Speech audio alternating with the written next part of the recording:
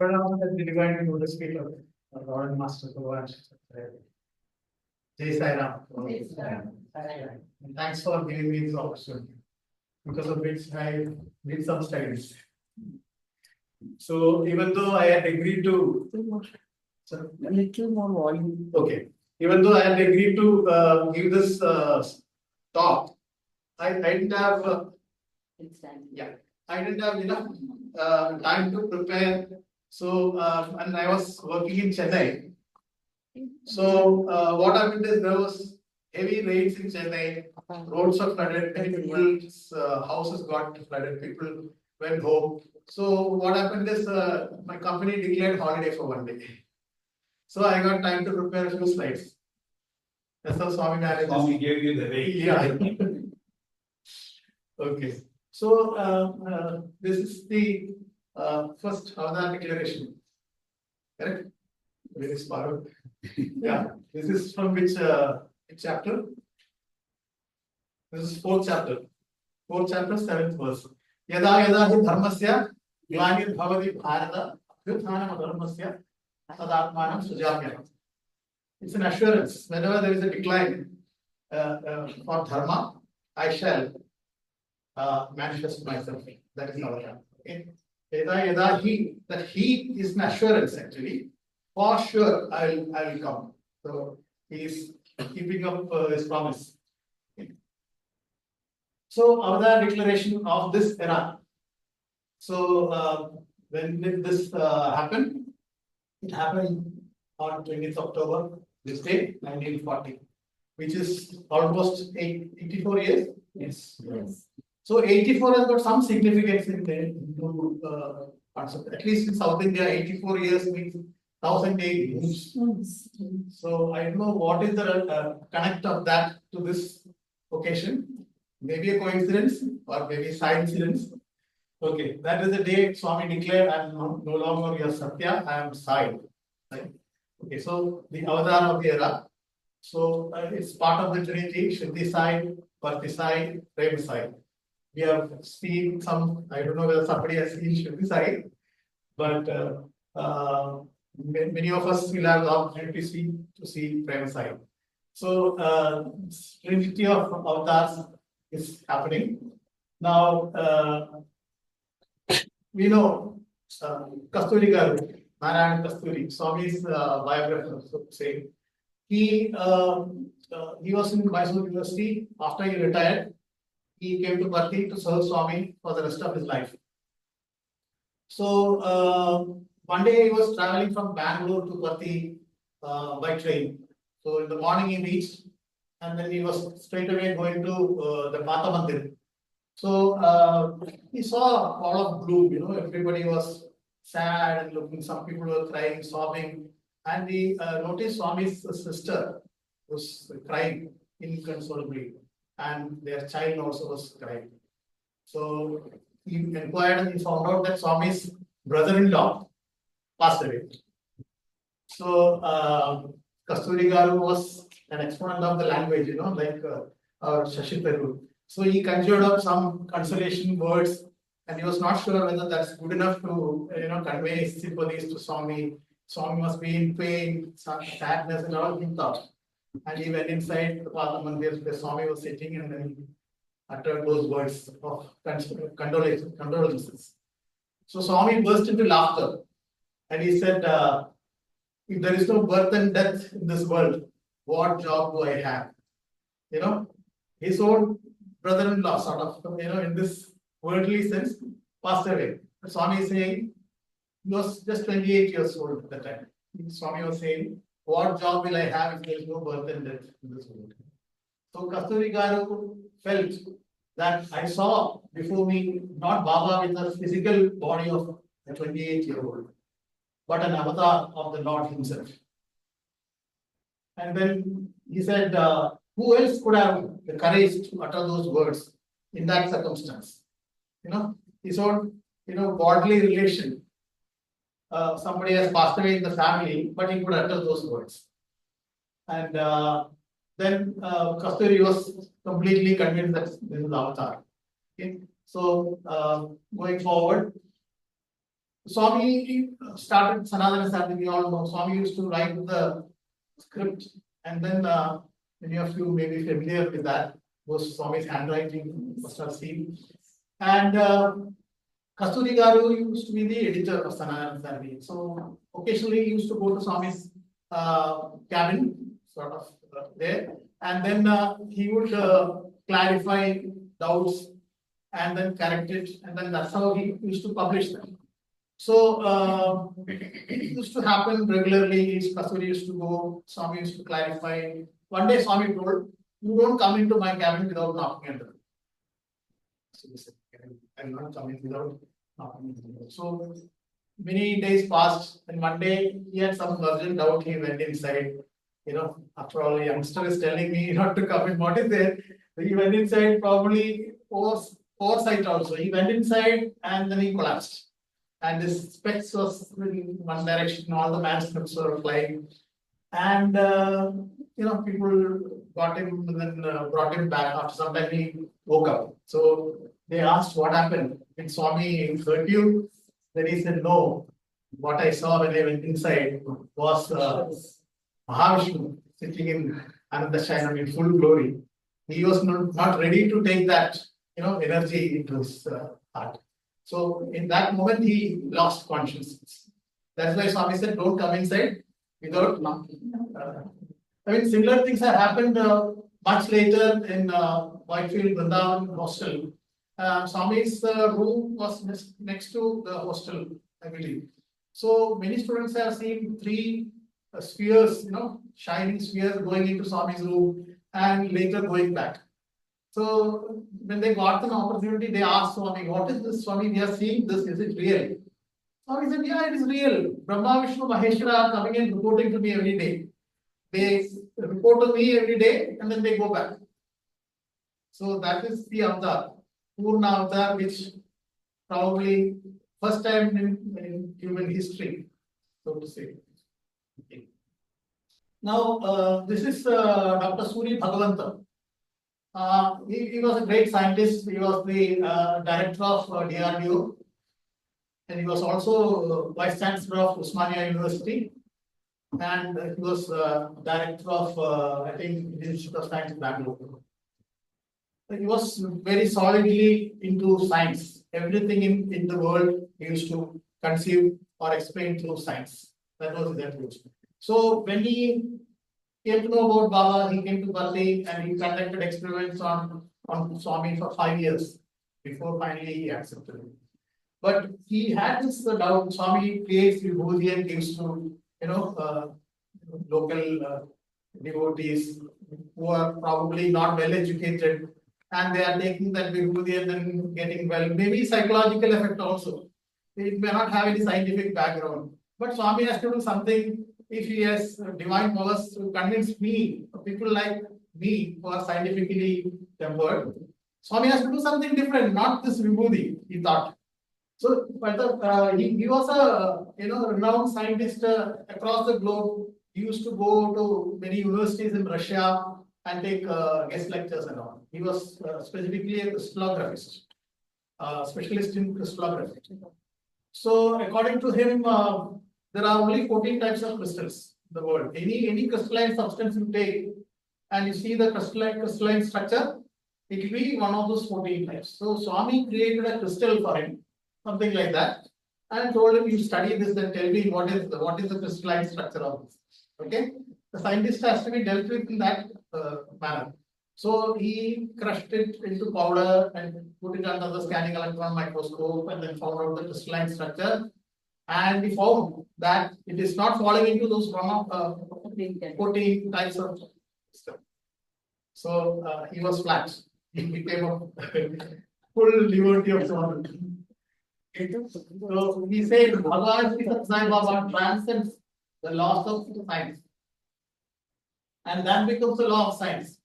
Bhagavan Sri Sat Sai Baba transcends the laws of science, and that becomes the law of science. Incidentally, there is a PhD thesis in New Zealand where they have done research on Swami and submitted the thesis stating that he is beyond science. That is a published PhD thesis. Okay, so Dr. Bhagwantam says, I must confess that with the logic I know and the training I have, I cannot accept that Baba is like you and me. That is Avatar. He can transcend the laws of physics and chemistry.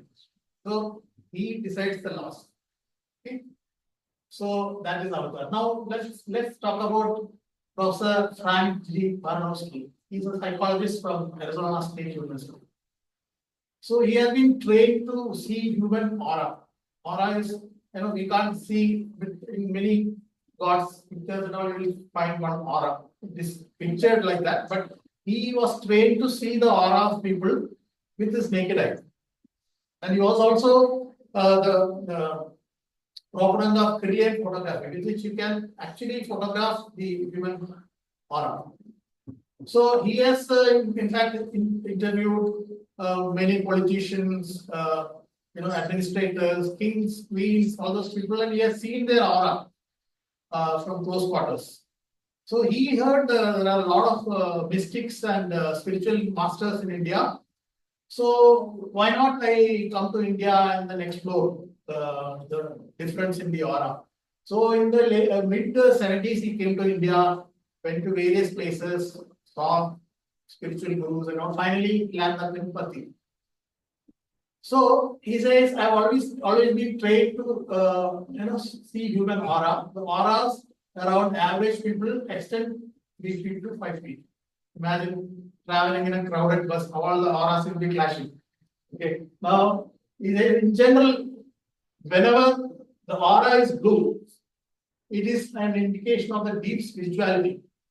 And if it is green, it's a healing color. If it is yellow, it indicates high level of intelligence. And red means frustration, anger, etc. But when he saw Swami from close quarters, he saw a color of pink aura in Swami, around Swami. The color pink, which is rarely seen, typifies a person capable of selfless love. And this was the color that Satya Sai Baba had around. The aura around Satya Sai Baba went beyond the building, reaching 30-40 feet in all directions. In fact, he thought somebody must be flashing some neon lights on Swami. So he kept focusing. When Swami was moving, the lights were also moving. So he was convinced this. And later he, established by Galilean photography also that it is actual aura. Okay. Now, Samuel Sanders was a psychiatrist from California. So from childhood, he knew that modern psychology is not actually covering all human intelligence, emotions, etc. There is something which is missing in the modern psychology. So pursuing the mysticism of the Indian Eastern philosophy, he came to India and he got convinced that through the interaction with Swami, he got convinced that beyond Western psychiatry, there is the bliss of psychiatry. That's what he concluded. So there is a famous book authored by him, Sai Baba, the Man of Miracles. Sorry, Sai Baba, the Holy Man and the Psychiatrist, by Professor Samuel Sanders. Yeah, this is an interesting story. This gentleman, Joel, was a Hollywood actor, and writer, director, etc. So his wife was a great devotee of Swami. But Joel used to make fun of her, saying that he looks like a Hollywood actor with Afro-Asian hair. So she used to want him, don't make fun of my Lord, he is God. So he said, I will go and challenge him. So one day he took a ticket to India in the summer, and on the way he read Murphy's book, and he found that Swami is creating things and giving to people. So he was sure that Swami is taking out things from his gout. So he decided, I will ask him something which he cannot produce from the gout. So he goes to Chitravati Road, on the right side, on top of the hill, that tree is there, no? What is it called? Yeah, so he went there and sat there because he heard Swami used to pluck a lot of fruits from there and different fruits from the same tamarind tree and give it to people. during his childhood. Somehow he went there and then he was sitting and thinking what to ask Baba. So he decided, I will ask him something which he cannot produce from this gown. He said, okay, I will ask him for a rainbow. It was big samba. He wanted to ask Swami for a rainbow. So suddenly a rainbow appeared in front of him. You know, a vertical rainbow. So he thought it must be jet lag. He has just come back come from this country and reached India. So it must be hallucination or jet lag. So he said, okay, let me forget about it. Then it's gradually withered away. The rainbow withered away. Then he immediately rushed to ashram. That time Kulwant was not there. Only his hand was there. So luckily he got the first row. He sat there. He said, he told himself, I am going to ask him something which he cannot produce. Okay. Swami came straight to him. Okay. And Swami pulled out his gown and created a kiwi fruit.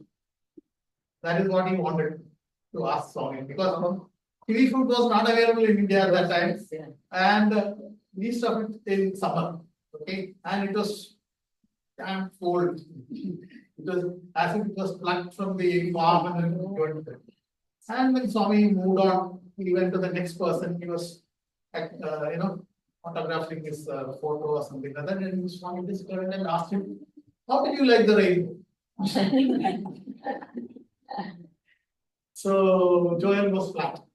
So he decided he will work in Patti. So 6 months he worked. He used to dig the ground, carry his sand. He was convinced this is how the Lord himself. And then after 6 months, his money got over. He went back to Hollywood, and it became a routine. Every 6 months he will go to Hollywood, work there, earn money, come back and work in Patti and go back. So probably the old timers would have seen him working in Prashant premises. So that's the story of the Rainbow Man. In fact, I could prepare only these many slides, but I had some more points to share. Time is there. Yes. I didn't have time to prepare the slides, so I'll just read out. It's okay. So sometime back, some Italian team came to Patti. Only the team knew a little bit of English. Rest everybody knew only Italian, no other European languages also. So Swami, some 40 of them, Swami called them for an interview. They were inside for 45 minutes almost. And when they came out, they were laughing, crying. So the Sevadals got curious. These people know only Italian. Swami has studied up to 4th standard, right? Formal education is only up to 4th standard. How we know Italian? So they asked the team who knew a little bit of English, why these people are crying and laughing? What happened? What was the conversation that happened inside? They said, he was talking in Italian only to us. Swami has told there is only one language, the language of the heart. So through that medium, he was communicating. Then there was another team which came from Australia. So they were not actually planning to come to Patti. Incidentally, while traveling, somebody told there is a spiritual man in Patti, go and meet. So they all came. Swami called them for an interview. So during the interview, Swami told one youngster that your wife is seriously ill. He said, impossible. This must be a case of misconceived identity. My wife is hale and hearty. There's no problem. She's okay. Then Swami said, look at the wall. Then he could see the globe, globe. And then kept on zooming. Australia came, and further zooming Perth, his hometown. In Perth, his hometown appeared, and then his house appeared. Swami said, this is your house?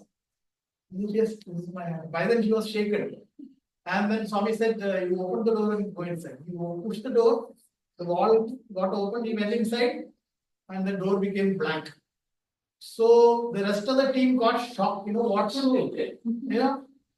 They've come to a strange country, and he's talking to somebody who didn't know.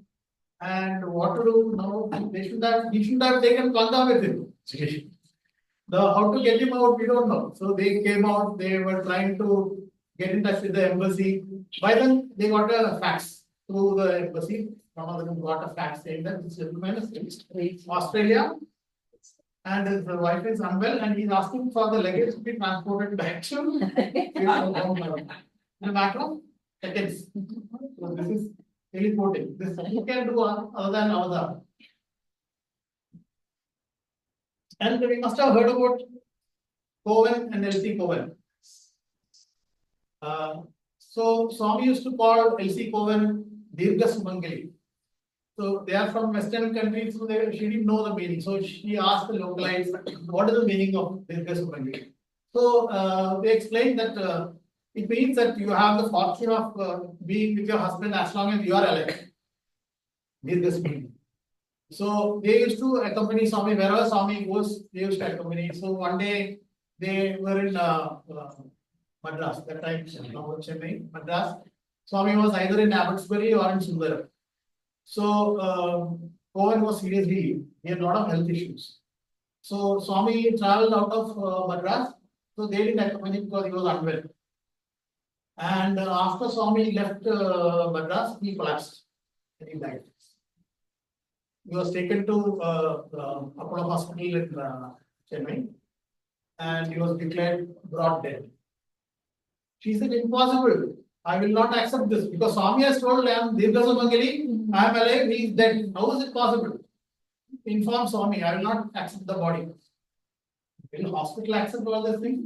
And finally they moved the body into the mortuary with all cotton on places. And then by then Swami was speaking somewhere else. Some urgent message was sent across on the dais to Swami. Cohen is died. Okay, I will come.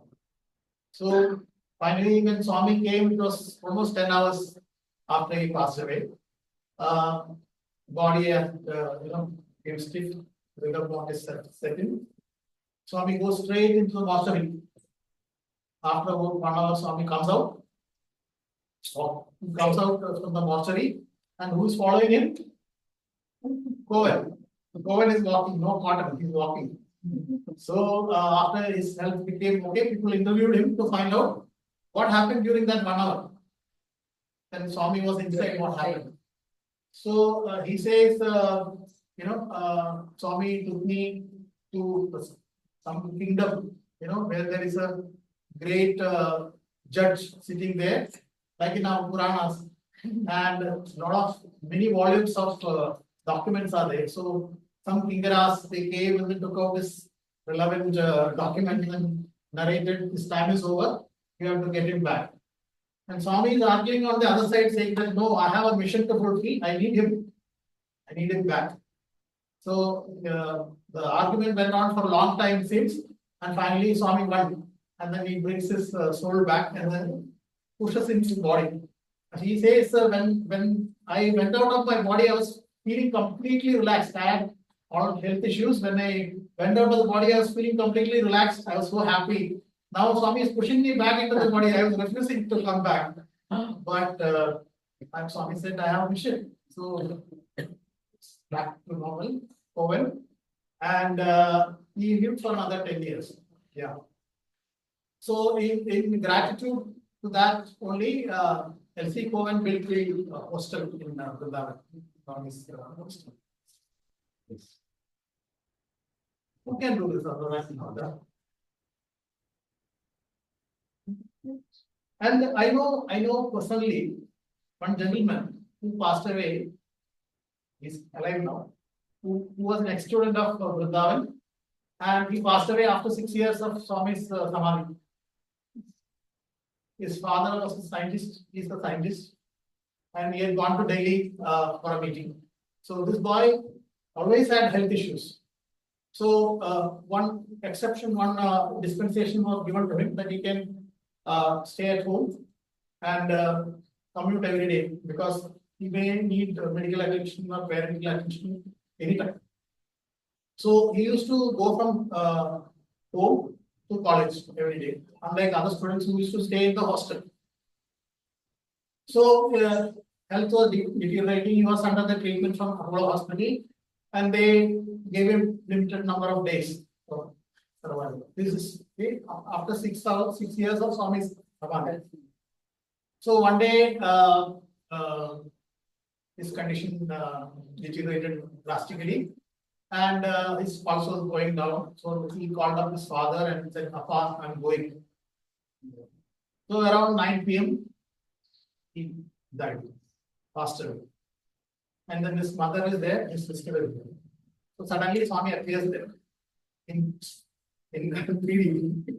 Swami appeared there and told the sister, asked her mother to get out. So mother went out. Swami closed the door, and then Swami puts his hand into his chest and pulls out the heart, which was defective. And she says, I could feel the smell of burning flesh. Swami pulled out the heart. And then he created a new heart and then put it inside and patched it up. And then Vibhuti started showering from the roof. Almost 2 feet Vibhuti was on him. And Swami tapped him and asked him to get up, get up. So I don't want to name the person. And he said, Swami, I can't get up because there's so much Vibhuti on me. And Swami told his sister to get water, hot water. He made a paste of that and applied on all over his body. And then it came okay. And Swami told, now don't go to the hospital without getting medical certificate. Go to Apollo Hospital, get yourself checked. So they have all his medical history. So he went to the hospital after a few days, obviously, by the time his father had come back from Delhi. So they checked his heart was perfect. They say you have a newly born heart, fresh heart without any defect. So he is alive and kicking, he's doing great service. So who else can do this other than Avatar? And that too after Samadhi, 6 years after Samadhi. So incidentally, during COVID 2019, 20, 21, there were a lot of COVID cases in Swami's hostel in Patti. Because they all stay in dormitories, so it's easily communicated. Almost all of them had COVID. And people have seen Swami walking in front of the hospital. Yeah, and not a single child lost life. All of them survived. So that is the divine protection. I know one gentleman called Sarma, S-A-R-M-A-S, Sarma. He is in charge of the VIP guest house in Patti. Next to South Indian Canteen, you know that, Shantipur. He's in charge of that. He has told me a lot of experiences that he has had from his childhood. One of them was that he wanted to send his son abroad for higher studies. So he was supposed to have money in the account equivalent of about 1 crore, and he didn't have that. And he was thinking, wondering how to do, and the dates were approaching for submitting the amount and then getting the admission. So he was sitting in his fire in the room, and suddenly Swami appeared there. He said, what happened to you? And Swami, you don't know. My son has to go and there is no money. So how much money you want? He said something equal to 1 crore. So Swami calls 2, 3 people and gets one dabba full of cash. Swami says, the gentleman Sarma says, I don't want this, Swami. This is the Indian currency. I want it in dollars. Then Swami says, okay, take it back. He called 2, 3 other people and do the needful. And Swami disappeared. Within 1 hour, they get a mail from the university saying that we don't need this deposit. Okay. Instead, we will give him $2,500 per month.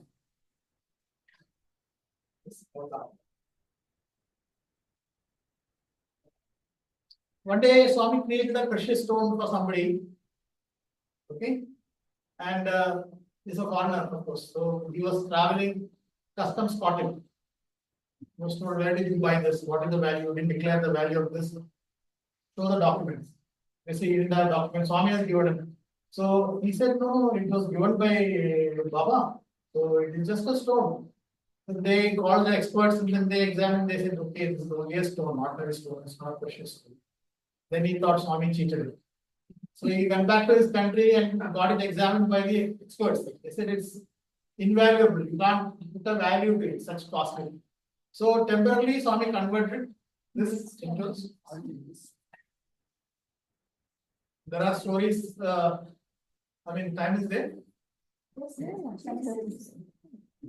So I think Professor Kasturi's son was in Osmania. He was a geologist. So, but he was not ardent devotee like Kasturi. So what happened is he told Swami is creating so many things. Why can't he create? He was in Ooty. Swami was in Ooty. He said, why can't you convert this mountain into sugar? You know, there is so much poverty. Some people can sell that and make money and live better life. So he said, you just think what is the consequence? If the rain comes, the entire mountain will, dissolve and go into the water. So what will happen to the climate if the mountain is not there? And what will happen to the fish which are there in the water? So this, salt water will become full of sugar, they will die. So like that, Swami asked several questions. So he got convinced, and Swami creates a candy, sugar candy, and gives it to him. He says, you break it. So he broke it. It was in the shape of Lord Krishna. So he said, it's a stone, you break it, he broke it, and he said, swallow it. He found taste, sugar candy. So Swami says, this is the essence of all things that you are seeing. They appear differently, but essence is sweet divinity. One day Swami created a Swiss watch for somebody. Swiss watch. Okay. So there is a question of trademark protection, intellectual property, all those things. So he thought how Swami can create, unless he has bought it from somewhere, how can he claim that he has created a Swiss watch? So after going back, he opened the watch and found out the serial number and wrote to the company to find out who purchased it, when it reached Bharti, all those things he wanted to know. Because he thought it was hiding here and then he just took it out and gave it to him. So the company wrote back to him saying that we stopped the series just before this number. After this number, we started a new series. This number we didn't produce. So that's how Swami handles. Okay, we have all seen Cmdr auditorium, right? Swami, when it was conceived, the engineers came and told Swami, this is that time it was the largest in Asia. So they told we need to have pillars in between, otherwise the roof will collapse. Support is required. These pillars. Swami said, don't worry, I will hold it. So it is still there. Intact now. They have done renovation or centenary celebration. So that is another living testimony of the divine engineering.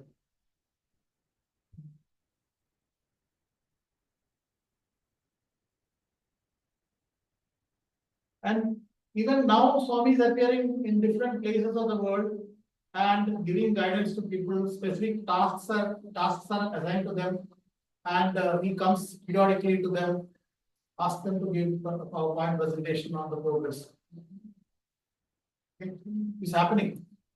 I know at least one person who has told me that Swami comes directly and then gives guidance. So that gentleman had a new pen drive kept in front of Swami's photo for his activity to be filled into that pen drive. So next day morning he took it and then plugged into the laptop. He found the agenda, what he has to do the next day. Everything was there in that pen drive. Now recently, this was told to me by him.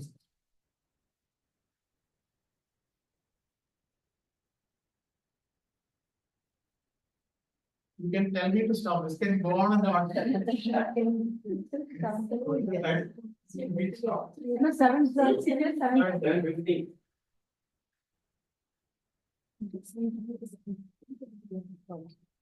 So basically, we have seen Swami's power. Anima, Garima, Nirima, Mukti, Pradhan, these are all the dimensions of powers of the divinity. You can see all these things in Swami, some form or other. So people ask Swami, why you are showing miracles? Swami said, these are my visiting cards. There's not even an iota of my power. So what is avatar? Avatar is the Sanskrit word means that you are coming down from a higher level so that we climb up and hold his hand and walk. That is the purpose of avatar. So Swami said Sai means service, adoration, and illumination. Karma, bhakti, jnana.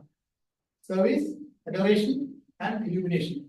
So Swami embodies all three forms of worship which is there in Bhagavad Gita. And what Swami says, love all, serve all. All his teachings are very simple. We just need to follow them. Love all, serve all, help our third world. He says, follow the master, face the devil, fight with them, and finish the game. So our master, who's there inside, that follow our consciousness, face the devil. Devil means all challenges. Fight to the end and finish the game. And also Swami says duty, devotion, discipline. Now, I think I will wind up basically in Bhagavad Gita, the first sloka is Dharma Kshetre, Kurukshetre, Samaveda, Yutsava, Mamada, Pandavas Chaiva, Ima Kurvada Sanjaya. So the starting word is Dharma. Okay. And what is the final sloka? Yatra Yogeshwara Krishna, Yatra Patho, Dhanandara, Tatra Shri Vijayodhuri, Dhavadin. It's ending with Mama. So Dharma and Mama. Starting word Dharma, ending word Mama. Mama Dharma, my duty, is the essence of Bhagavad Gita. So that is what Swami is also teaching. Know your duty, perform it. That is our responsibility. So let us commit ourselves to knowing our duty and strictly adhering to our dharma and following Swami's teachings. So that's all I have to say. Thank you for giving this opportunity.